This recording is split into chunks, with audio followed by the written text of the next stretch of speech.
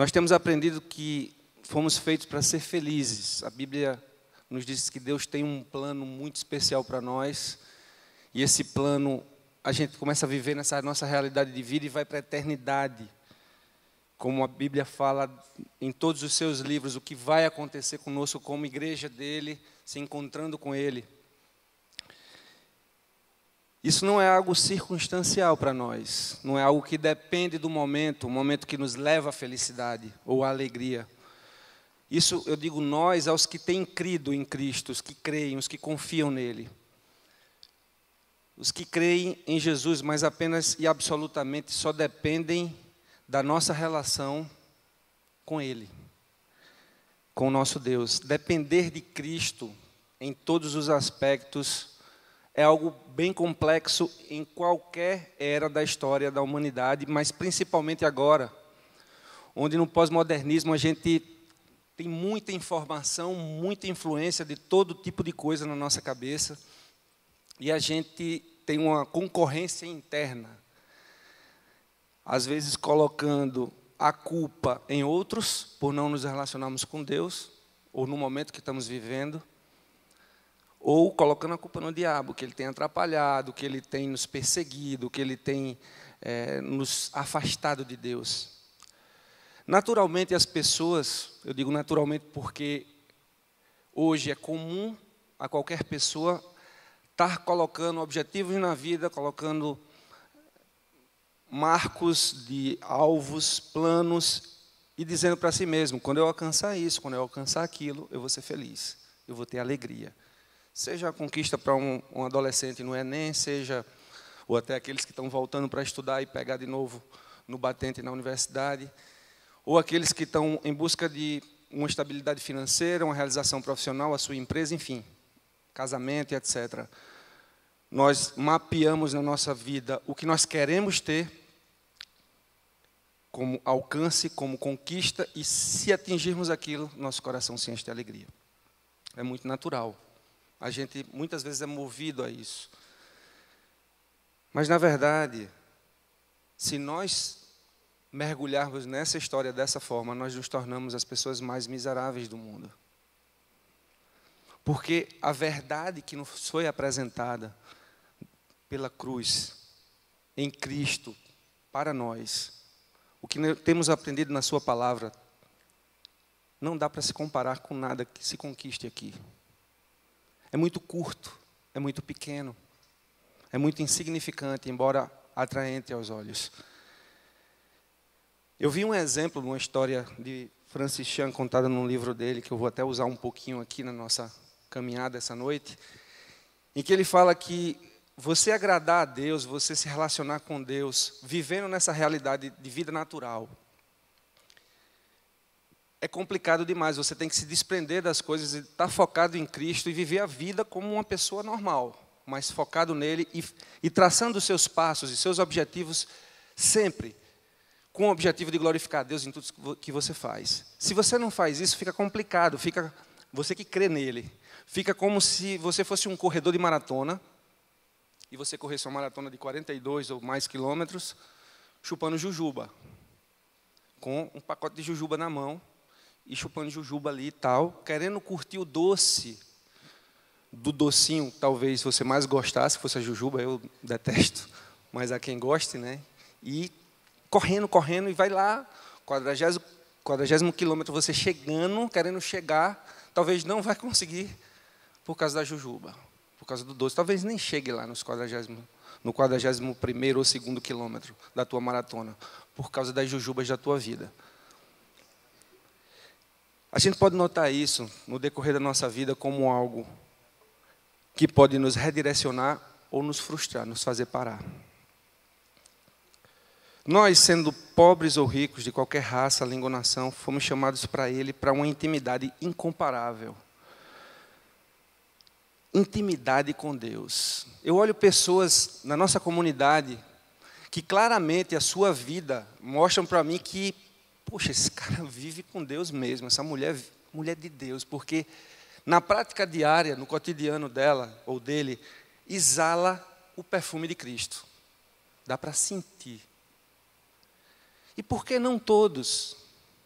E por que não, todos que vivem nessa realidade não podem viver dessa forma? Eu tenho uma pergunta prática, uma resposta prática demais para isso, porque eu acredito que tudo tem a ver com uma forma que se relaciona.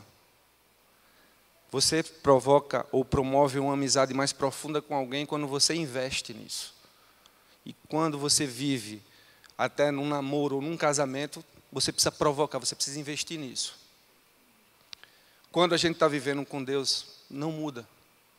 Nós precisamos focar, nós precisamos investir no nosso relacionamento com Ele. Nós precisamos nos entregar. E a gente cantou aqui, a gente disse quem é Deus para nós. O momento de adoração aqui do começo, eu fiquei muito, sei lá, empolgado, entusiasmado, feliz, envolvido, prostrado diante de Deus, da alegria de uma quarta-feira de cinza, para muita gente cansada depois até. Estou vendo até gente que estava no acampamento aqui, né? Nossa, o louco amor. A galera que foi quase 5 dias lá, dormindo tarde e vivendo experiências marcantes e podiam estar saciados e dizer, não, hoje eu vou dar uma relaxada, porque amanhã é dia de branco. Estão aí. Estavam fazendo uma coisa muito profunda, muito importante. Vocês, eu creio que também tiveram algo especial, talvez com a família. Essa dinâmica da nossa vida, do que a gente está fazendo, do que a gente está investindo, reflete muito quem nós somos nessa relação com Deus. E aí nós exalamos ou não o perfume de Cristo nessa dinâmica da vida. É como quem soa, sabe? Às vezes fede muito o suor, né? Mas a gente exala o perfume de Cristo, não um suor fedido, mas de uma relação onde quem já se esforçou, quem já fez o maior esforço, o maior sacrifício, já cumpriu, já fez, que foi Cristo indo à cruz por nós. O que vem de nós agora é resultado disso, é depois disso, é uma reação a isso. É o que a gente responde a Deus a partir de um amor tão profundo, de um amor que provoca uma alegria em nós, que aí já não se amarra em qualquer circunstância, porque Ele mesmo faz brotar em nós uma alegria, independente da circunstância. E Paulo fala para nós nas Escrituras sobre essas questões. Como é que um homem como ele pôde estar preso, ser chicoteado, estar algemado e começar a adorar, começar a cantar. E esse louvor, talvez até parecido com o que nós do coração entregamos a Deus hoje, eu não sei. Mas certamente bem profundo. Eram 2 homens ali, ele e outro. Provocou um impacto naquele momento que mudou a história daqueles homens que inclusive estavam presos ao redor deles, do carcereiro também. Porque eles se tornaram livres ali pela intervenção de Deus naquele momento. Eu não vou entrar nos detalhes dessa história, mas eu queria só passar por aí, só para ter uma noção do que pode acontecer na relação de alguém que busca essa intimidade com Deus. A figura mais próxima para mim de intimidade num relacionamento entre pessoas é um casamento. Talvez para muitas pessoas aqui ou em casa, o casamento esteja sendo sacal. O casamento é algo que está tirando você do sério, ou é algo que você nem quer saber. Ou você saiu de um casamento, ou você não quer, porque casamento figurou algo na nossa realidade brasileira. Algo que tem a característica mais pernóstica do que de vivificação, de alegria, de glorificação a Deus, porque os valores e os princípios são muito relativos em relação ao casamento. Quando eu analiso a minha vida em cima disso, o meu casamento, eu consigo olhar algo incrível em relação à graça de Deus. Eu consigo ver essa parte da coisa triste, sacal, que muitos maridos e esposas vivem hoje no nosso país. Não aguento mais. Quero mais. Ou então, aquela jovem diz, rapaz, casar, vou nada. Primeiro eu vou fazer minha vida, vou viver bem muito, depois eu vejo qual é. Eu não estou afim de me envolver nisso. Porque tudo isso foi desconstruído. Agora eu entendo que por um significado muito muito claro, muito transparente. É a linguagem nas Escrituras mais clara em relação à intimidade com Deus, é o casamento. Tanto é que Ele nos chama como? Como é que Deus chama a igreja? Noiva. A noiva de quem? De Cristo, do Cordeiro, né? A noiva dele. Por que ele usaria essa linguagem? E depois, quando ele vai lá, livro de Romanos, Coríntios, falando sobre o casamento, vai mostrando como deve ser o casamento, marido e mulher. Também não vou entrar nesse detalhe, mas coisas basilares como a esposa ser complementarista nisso, na missão que Deus dá ao homem como cabeça da sua casa, para eles alcançarem coisas grandiosas para a glória de Deus, e ao mesmo momento o homem, como líder da sua casa, sendo aquele que ama sua esposa tão profundamente ao ponto de entregar a sua vida por ela, assim como Cristo fez com a igreja. A relação, a comparação aí, é para que a gente entenda humanamente de intimidade com Deus, quando Ele fala sobre casamento para nós como pessoas e o nosso casamento com Ele. É para que fique claro, para que a gente não tenha dúvidas. Para essa relação eterna de um casamento com Deus, Ele fez isso na cruz, Ele se entregou por nós de uma forma absoluta para Ele, como Deus. Eu ouso dizer desnecessária, porque não precisaria de nós, certo? Em momento algum.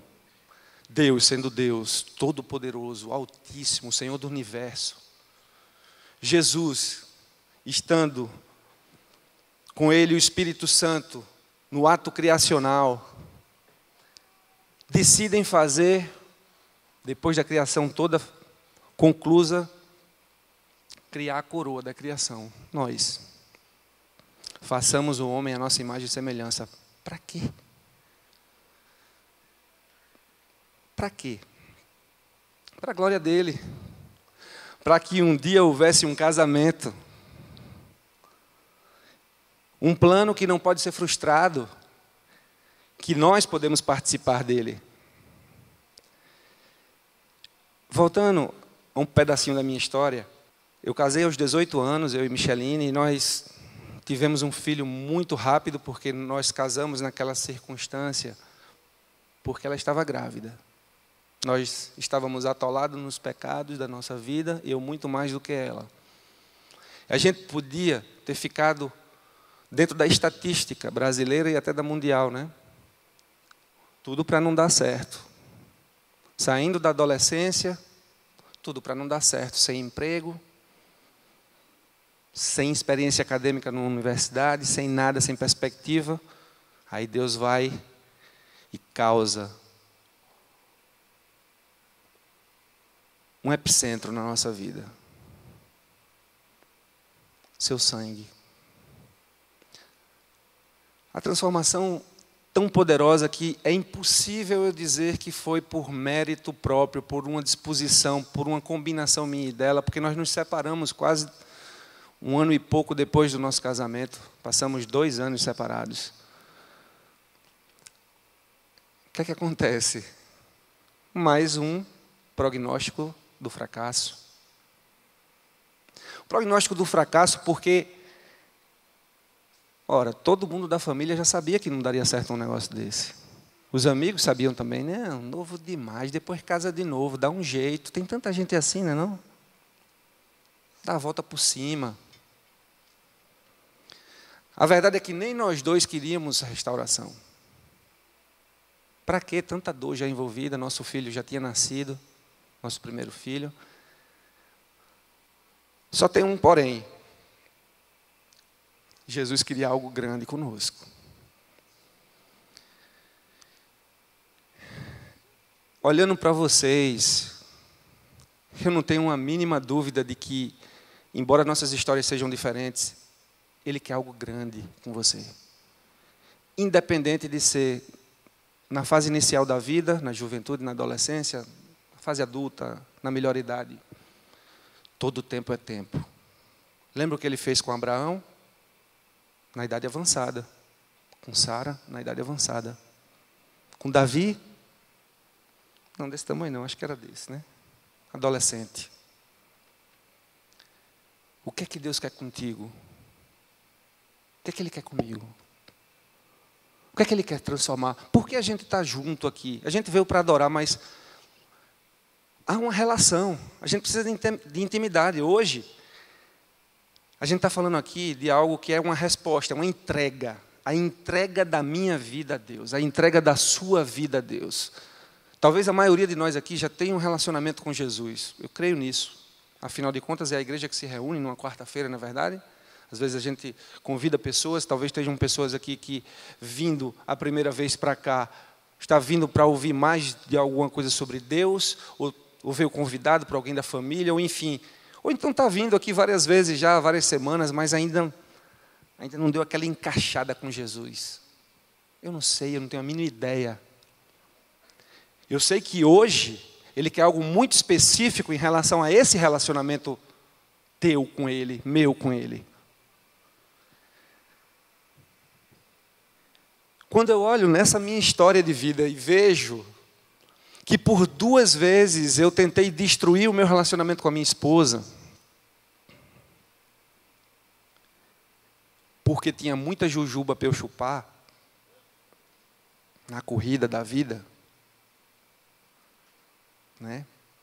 Então, fica difícil. Bota a culpa no diabo, bota a culpa na família, bota a culpa na mulher, bota a culpa em todo mundo. Síndrome de Adão.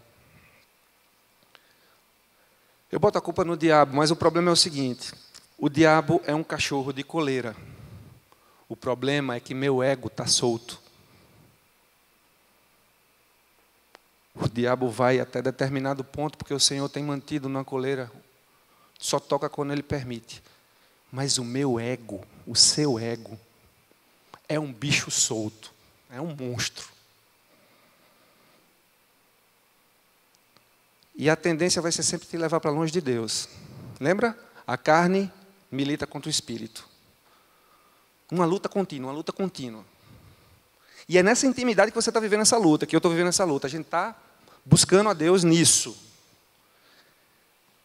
Graças a Deus que isso não fica totalmente a nossa responsabilidade. Basta a gente se humilhar, basta a gente se prostrar que Deus intervém. Ou Ele intervém independente dessa humilhação. Soberanamente Ele intervém. Que beleza, né? No meu relacionamento, no teu relacionamento íntimo com Deus, você pode viver algo que não depende exclusivamente de você. Mas você precisa reagir. Você precisa dar respostas. Paulo escreve aos Romanos, e eu queria convidar você a abrir sua Bíblia, capítulo 12, 2 versículos só. Ele está escrevendo, ele escreveu ali para a igreja de Roma, os irmãos que se reuniam lá em Roma, e ele estava falando de uma realidade de reação, de atitude, daquilo que nós devemos fazer para Deus. Ele está rogando a Deus e falando isso aos irmãos, chamando para uma reação frutífera, uma atitude muito íntima, profunda, com impactos que não se sabe quando se vive isso, só se prova. E vamos ver o que é que ele está dizendo, então. Portanto, irmãos, rogo pelas misericórdias de Deus que se ofereçam em sacrifício vivo, santo e agradável a Deus. Este é o culto racional de vocês. Não se amoldem ao padrão desse mundo, mas transformem-se pela renovação da sua mente, para que sejam capazes de experimentar e comprovar a boa, agradável e perfeita vontade de Deus. Nós só podemos viver um cristianismo autêntico se formos obedientes a esta palavra. Os nossos irmãos daquele tempo, eles já conheciam os 2 mandamentos que Jesus nos apresentou. Inclusive lá no livro de Mateus, Jesus estava conversando com saduceus e fariseus e ele fala justamente em resposta à pergunta de um daqueles hipócritas que queria dar uma rasteira nele naquele momento para saber se ele sabia de fato, ou se ele iria cair na fala dele para aquelas pessoas. O homem pergunta: mestre, qual é o maior mandamento da lei? Isso está em Mateus 22, 34 a 40.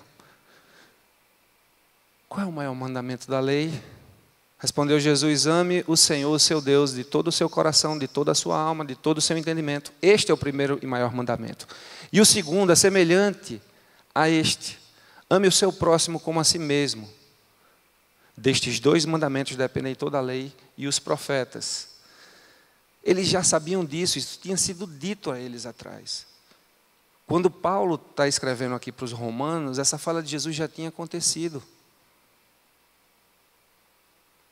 Por que Paulo se esforça em dizer uma coisa que Jesus já tinha deixado claro para eles? Amar a Deus acima de todas as coisas, com toda a sua alma, todo o seu entendimento, é uma entrega absoluta. É algo sem restrições, é algo além do que se faz até num casamento. É um tipo de relacionamento que não se tem hoje em dia. Humanamente, não dá para se ter isso. Deus está pedindo de mim e de você algo que é muito maior do que você prova humanamente. É o passo além que se dá por meio da fé. É algo que você tem que ir meio que no escuro, você não sabe onde vai dar. Você precisa crer. Eu entrego tudo, alma, entendimento, meu ser. E amar ao próximo como a mim mesmo. Amar o outro como se o outro fosse eu. Ou seja, não é só deixando de fazer coisas que o machuquem ou desagradem, mas fazendo coisas como se eu fosse ser abençoado. Simples assim. Fácil para qualquer um entender. Difícil de praticar, por quê? Porque meu ego é um monstro. Porque seu ego é um monstro, cara. Como diz a galera do hip hop, está tudo dominado. E aí? É preciso entrega para sair disso.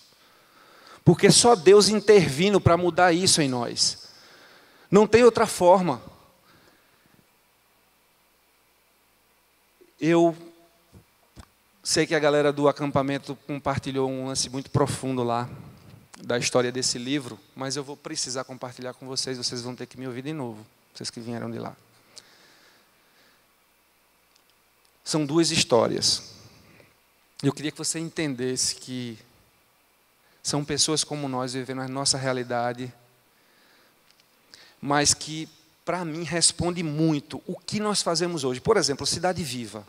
Certo? Você que faz parte dessa comunidade há um tempo, ou chegou agora, você olha, caramba, que massa, 50 áreas de atuação, 1.200 voluntários, né? Um sistema com um centro de reabilitação, uma escola bilíngue, tempo integral, com ética cristã, um restaurante, um núcleo de apoio integral, 1.200 voluntários se movimentando, servindo pessoas, entrando nos presídios, nos hospitais, nas ruas, nas madrugadas.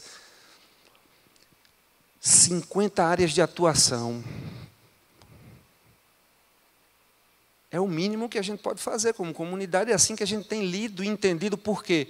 Porque pelo menos até agora, nesses 10 anos, foi o que Deus nos fez realizar, mas nós não podemos, inclusive confessamos isso publicamente, que chegamos a pecar e nos alegrar mais em fazer essas coisas do que na proclamação do Evangelho de Cristo, que salva pessoas, que liberta pessoas eternamente.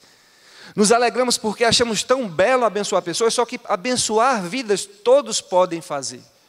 Qualquer pessoa, independente do que creia, se crê em Deus ou não, pode abençoar a gente, pode fazer coisa legal. Pode fazer coisa, inclusive, transformacional, mas somente a Igreja de Jesus recebeu a autoridade do Deus vivo para libertar a gente, para apresentar a eternidade por meio da cruz do Calvário, do sacrifício vivo de Jesus Cristo, suficiente, absoluto, pleno, para limpar todos os nossos pecados e de quem mais se achegar. Nós fazemos pouco quando olhamos para essa realidade, porque é um mundo inteiro de relacionamentos que precisam acontecer baseado na intimidade que nós temos com Cristo vivo. E aí, você olha para alguém como eu olho e diz, aquela pessoa exala o perfume de Cristo. Olha, pastor Sérgio, caramba, como é que ele consegue? Eu sei que isso passa pela cabeça de vocês, passa pela minha. A gente brinca até, eu digo a ele, tu tem um dentiqueiro a mais, tu é diferente por causa disso. Mas é busca, gente, é entrega, é disposição. E os anônimos, nós os anônimos, vocês nem me conhecem, eu acho, a maioria de vocês nem me conhece. Eu não sou um dos pastores mestres dessa igreja, mas se precisar eu prego também. Estou aqui, né? Mas minha função é outra ali dentro. É gestão. Mas eu oro a Deus, usa-me, Senhor. Usa-me com tudo. Porque eu escolhi na escola, não na escola que eu era um péssimo aluno na escola, mas na faculdade, depois nas especializações, eu escolhi entregar tudo que eu sei, para que Ele use para a glória dEle, como Ele quer, porque é muito melhor do que eu usar do jeito que eu quero nos meus planos. Os meus planos, eles vão enraizado no meu coração para os lugares que eu direcionar, e a Bíblia diz que o coração do homem é enganoso, então eu prefiro entregar os meus planos com o meu coração junto, com a minha vida inteira, para o Cristo vivo, para que Ele diga, vá aqui, vá ali, vá, avance. Eu só compartilho aquilo que eu creio de fato, e eu acredito que hoje, entrega nessa quarta-feira de cinza, por cima do que for, a gente deve fazer com intenção. Eu não sei o que é que você fez com a sua vida até o dia de hoje, é 18, né, se eu não me engano, de fevereiro de 2015. Mas eu quero dizer que apesar de talvez você ser aquele cara ou aquela mulher muito organizada que faz o seu planejamento do ano seguinte ou dos 5 anos seguintes, ainda em outubro ou novembro do ano anterior, hoje é tempo de revisitar isso. Se você faz, porque tem gente que também nem faz, botar no papel, nada, seja o que Deus quiser. Eu vou levar do jeito que Deus quiser. Ou então, deixa a vida me levar. Da musiquinha lá, né, que eu não sei cantar. Eu preciso ser intencional no relacionamento. Porque Jesus, Ele vai se relacionar comigo também no meio das minhas reações. Como eu vou me dispor? Vê a Bíblia inteira, se você já leu os livros, você vai ver toda a reação de um homem ou de uma mulher na Bíblia, que agrada ao coração de Deus, que vai para convergir com a sua palavra, se transforma numa bênção incrível. E ela reverbera de um jeito, assim, ela ganha proporções de alcance, que sai do controle da mão de quem provocou. É algo incrível, não é? Essas histórias do livro que eu quero compartilhar com vocês, a primeira delas é de um alto executivo, um CEO de uma grande empresa americana, um cara que deve ter aí pelos seus 60 e poucos anos, um cara maduro já, bem estruturado, mais 3 anos de vida na igreja, se relacionando com as pessoas e tal, com a igreja, legal, vai para os cultos, enfim, aquela coisa toda, né? Vem no domingo, na quarta, tal. Essa igreja é na Califórnia. E o pastor dessa igreja, nesse livro, conta a história de várias pessoas, eu escolhi essas 2. O livro é Um Louco Amor, de Francis Chan. E a história desse cara começa a mudar quando dentro da igreja ele começa a participar de uma sala chamada Perspectiva, tipo uma sala do ideal nossa, e que ele começa a olhar a perspectiva de futuro diante daquilo que ele está vivendo. No mesmo momento, ele começa a participar de um ministério de avanço evangelístico em Gana, na África. E aquilo começa a mexer muito com ele. E ele começa a se ver diante disso tudo. Só que aí ele vê, poxa, como é que eu estou vivendo a minha vida e tal. E ele ele quer modificar, ele quer dizer assim, bem, eu cheguei a essa fase da vida, eu estou numa organização crescente, está se expandindo nos Estados Unidos, mas o que é que eu estou fazendo para Deus em meio a isso tudo? Eu sou parte da igreja. Veja, ele está como nós aqui, certo? É a realidade dele lá. Só que o que acontece? Quando ele começa a se perceber, ele começa a analisar a vida dele nas coisas que ele consegue ver. E uma das coisas que ele vai mexer é na casa dele, começa a mexer inclusive no guarda-roupa dele. E aí ele percebe uma coisa terrível. Ele percebe que ele tem muita calça. Muita. Mas é muita. E ele começa a pensar como é que ele chegou naquele ponto. Sabe quantas calças esse cidadão tinha? 75 calças. Olha, o ano tem 365 dias. Como é que o cabo vai usar esse molho de calça, né?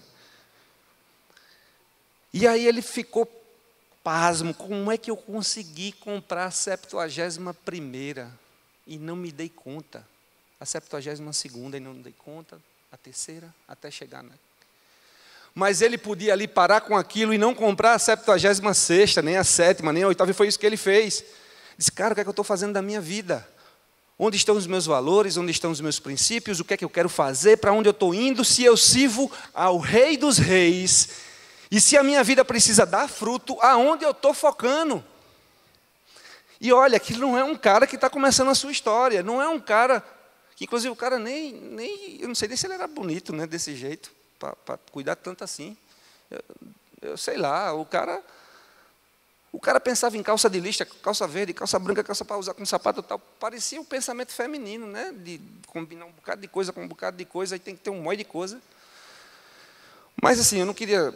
Feminino, desculpa, mulheres, mas é assim, porque a gente sabe, né, que tem que ter, né, a sinergia da combinação. Bolsa, carteira, sapato. Pá. E eu não sei, o que são as calças para nós, né, da nossa vida? Quais são essas vaidades nossas? Calças pode ser uma coisa absurda para você o que eu estou falando, porque é a história do cara, mas olha para a tua vida, o que é que tem na tua vida que está te tirando do foco, te deixando cheio de jujuba na mão. Tu está empestado de jujuba, meu amigo, é sacola de jujuba por todo canto, para tu chupar na caminhada com Jesus. Tu vai dar conta disso? Eu quero soltar essas coisas da minha vida, sabe? Eu quero arrancar, eu quero tirar. O cara falou que ele começou a doar essas calças. E usar tanta calça, ele começa a abençoar a gente, e de repente surge a oportunidade até para falar de Jesus, né? O cara começa a fazer a missão em cima da doação. Sei lá, cria um negócio novo aí, faz algo diferente. Aqui eu já estou acrescentando a história do cara, que eu não sei nem se ele fez isso, mas eu já estou pensando aqui, né? O que é que pode fazer? Olha, no versículo 1 está dizendo o seguinte, que eu preciso me preparar como sacrifício vivo. Você lembra que eles preparavam um sacrifício para Deus? Quando Jesus foi à cruz, ele foi preparado para ela. Ele foi preparado e prepararam ele no processo que já foi predito pelos profetas, a forma como ele iria. E ele foi para a cruz como uma ovelha muda vai ao matadouro, para cumprir o propósito da redenção nossa. Para nós chuparmos jujuba, para a gente se entreter no meio da caminhada e se distrair e deixar de ser o povo mais poderoso da face da terra, capaz de salvar vidas. Pensa direitinho o que é que nós estamos fazendo com a nossa vida, gente. Porque, cara, se você está fazendo uma especialização, qual é o propósito dessa tua especialização? Se você está no trabalho, qual é o propósito do seu trabalho? Se você está num relacionamento, qual é o propósito desse relacionamento? Tudo precisa ser muito claro, porque faz parte dos tantos anos de vida que o Senhor nos deu. Nós temos que ter um senso de urgência apurado, porque daqui a pouco, passou, a vida já foi. Meu filho tinha 2 anos, nosso casamento estava todo bagunçado, hoje ele tem 23, terminou a primeira especialização dele. Eu olho para meu filho e digo, cara, tu está pronto. Tu é um homem, já passou. Pisquei assim tantas vezes e já passou. O que é que eu fiz de você para esse mundo? E minha mulher? O que é que eu fiz dela? Como líder da minha casa? Da minha vida. Porque antes eu pisava, eu machucava, adulterava, traía. E hoje?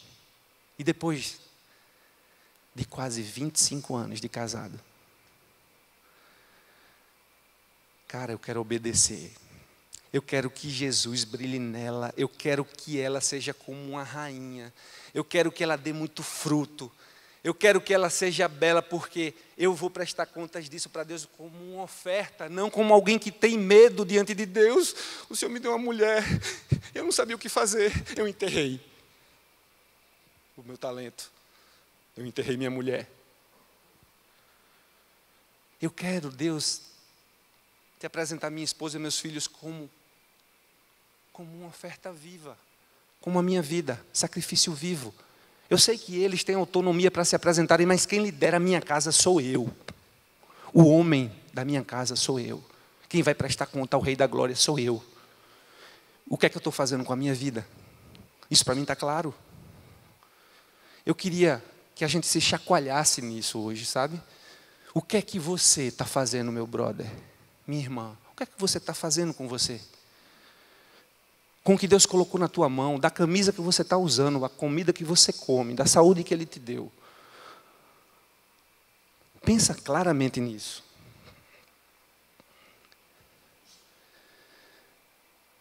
Eu preciso me preparar como sacrifício vivo, como eu tenho, com o que eu tenho, com o que eu faço, com o que eu sou, e buscando santidade, pois Ele é santo.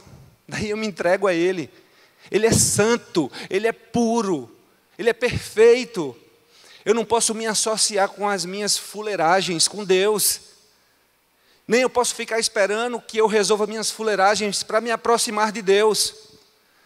Eu preciso me entregar com fuleiragem e tudo na mão de Deus.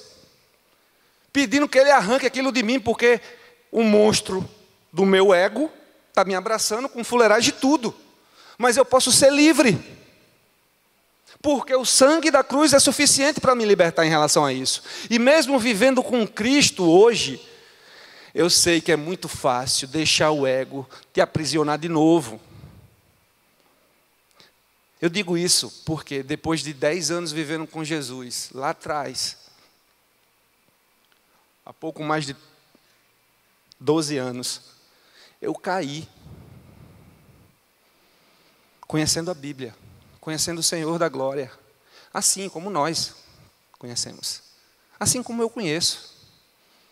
E Deus poderia ter dito, lembra? Tentei destruir meu casamento, e eu caí justamente com adultério. Ora, você pode dizer para mim, não, meu filho, você não pode, Deus não pode ter misericórdia de você não, você é um caba safado. Realmente, se eu fosse Deus, eu tinha me fulminado, né? Mas Ele vai e me pega quando só tem podridão em mim, nada que sirva em mim, e me levanta de novo e me lava. Eu não perdi a salvação, cara. Isso aí para mim está muito claro. Mas eu perdi a intimidade. Eu fiquei fedido na lama. E Ele foi e me lavou de novo. E podia ter dito assim: eu vou te colocar lá atrás, perto daquele cabo de vassoura ali, para tu ficar sentadinho ali, não sei quantos meses, anos, até tu aprender. Mas aí ele não decidiu fazer isso, não. Ele decidiu pegar, me lavar, juntou pessoas do meu grupo pequeno, para me lavar, me cuidar, me tratar com minha mulher. E decidiu fazer uma transformação tão profunda, que quando eu olho para isso e digo, meu Deus, são tantos motivos para agradecer, porque eu não teria nada em mim para compartilhar com vocês, nem dignidade para estar aqui com vocês compartilhando de algo tão íntimo meu.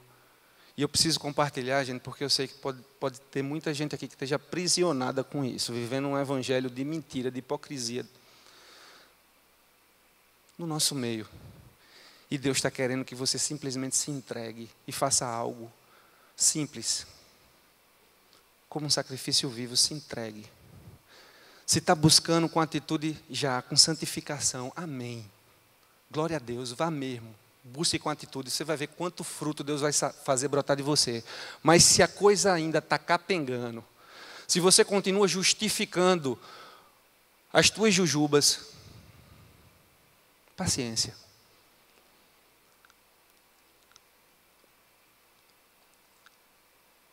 Mas eu gostaria que você perdesse a sua paciência com você mesmo.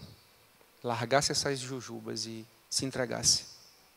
Se entregasse como sacrifício a Ele. A outra história que me quebrou por dentro é de uma garota de 12 anos chamada Brooke Brokowski. E ela, uma adolescente, que a gente espera do adolescente não é muita coisa, né? Mas ela começou a fazer reuniões na escola dela com pessoas para falar de Jesus, ela se reunia, ela dava bíblias de presente, ela começou a estabelecer algumas metas grandiosas. E uma delas foi, eu acho que a maior de todas, foi ter dito, eu quero fazer coisas muito grandes. Quando eu for, na minha juventude, eu quero fazer coisas grandiosas, eu quero brilhar para Deus. Eu quero fazer o meu melhor. Ela diz, tenho minha vida inteira pela frente, vou oferecer aos outros a alegria que tenho, e Deus me dará alegrias ainda maiores. Verei tudo o que Deus mandar, seguirei os passos de Deus, farei o melhor que puder. Durante seu primeiro ano no ensino médio, Brooke estava em um carro a caminho do cinema, quando sofreu um acidente. Sua vida na terra acabou quando tinha apenas 14 anos. Mas não a influência que ela exerceu. Aproximadamente 1.500 pessoas apareceram ao culto fúnebre de Brooke. Várias pessoas na escola pública, onde ela estudava, leram poemas que a jovem escrevera, falando de seu amor por Deus. Todos falaram sobre o exemplo da alegria que ela transmitia. Aí o pastor que conta essa história, ele diz que convidou as pessoas que estavam ali, que tinham ouvido falar dela, que ouviram dela. Convidou essas pessoas para tomarem uma decisão por Cristo. 200 pessoas vieram à frente. 200 jovens. Em um dia, Brooke levou mais pessoas ao Senhor que a maioria das pessoas jamais conseguiria durante sua vida. Essa menina tinha um propósito tão claro, tão grandioso, que a vida dela começa a se perpetuar, mesmo depois da morte dela, a questão do impacto provocado simplesmente por uma reação, por uma atitude que reflete a intimidade que ela tinha com Jesus. 12 anos, morreu com 14. Trabalho quase de 2 anos, certo? O que é que você é capaz de fazer? Você tem ideia? Eu não. Eu sinceramente não tenho nem ideia do que eu sou capaz de fazer. Mas eu tenho provado o que a Bíblia está nos ensinando aqui. E eu quero provar mais. Porque o texto que a gente leu, ele está dizendo que eu não devo me amoldar ao padrão desse mundo, mas transforma pela renovação da minha mente. É isso aqui que a gente está provocando entre nós. Renovação de mente. Para que sejamos capazes de experimentar e comprovar. Experimentar e comprovar. Você precisa experimentar e comprovar. Eu preciso experimentar e comprovar a boa, agradável e perfeita vontade de Deus. Você se vê vivendo um cristianismo aguado? Aguado, cheio de água, que não tem quase gosto. Você sabe, Deus sabe. Você quer continuar nisso? Você quer viver coisas poderosíssimas para o reino de Deus? Você quer viver intimidade com um Deus que pode lhe lançar para coisas que você não tem nem ideia? E dar um sentido real à tua vida aqui, provocando transformação de vida para outras pessoas. E aí eu chamo na grande, para o que a gente vive aqui na Cidade Viva, para conduzir pessoas a um relacionamento autêntico com Jesus Cristo. Para que essas pessoas possam viver com dignidade e serem frutíferas no mundo. Eu não sei se é isso que você quer, mas é para esse caminho que nós estamos trilhando aqui. Essa é a nossa missão. Conduzir pessoas a um relacionamento autêntico com Jesus Cristo, para que essas pessoas sejam frutíferas no mundo, que elas tenham dignidade. Isso não é só para nós, não para que a gente se junte e consuma isso, mas isso é para os outros. Eu não sei se isso não é uma realidade para você, ou se isso está muito distante, ou talvez você nem conheça Cristo. Pode ser que hoje, alguém aqui, ou algumas pessoas, não tenham tido oportunidade, ou não tenham entendido antes, que precisam se relacionar intimamente com Deus. Que precisam, porque foram feitas para Deus, para viver eternamente com Ele. Talvez não tenha entendido até hoje, mas hoje pode ser que tenha entendido. E hoje toma a decisão de entregar a vida a Cristo. Se você entende essa palavra como uma palavra que toca o teu coração, e aí eu peço que até a igreja interceda por isso. Nós não sabemos, nós não nos conhecemos profundamente a esse ponto. Mas se Deus falou contigo, o Espírito Santo falou contigo hoje sobre isso, entrega a tua vida a Ele.